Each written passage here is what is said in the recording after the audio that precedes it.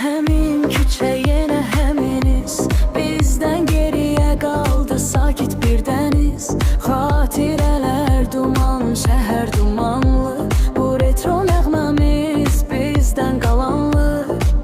Səsini eşidirəm köhnə lentlərdən. Məni xilas elə bu xatirələrdən.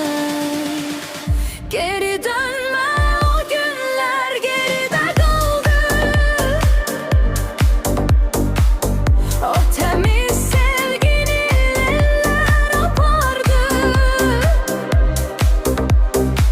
İndi yadındamı o köhnə rəqsimiz?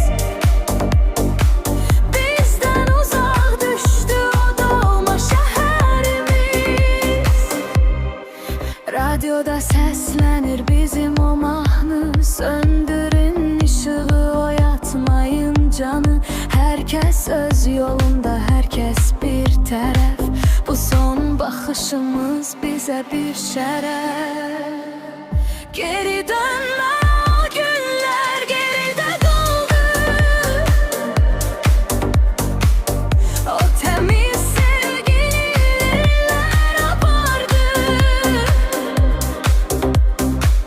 İndi yadındamı o köhnə rəqsimiz? Bizdən uzaq düşdü o doğma şəhərimiz. O köhnə rəqsimiz.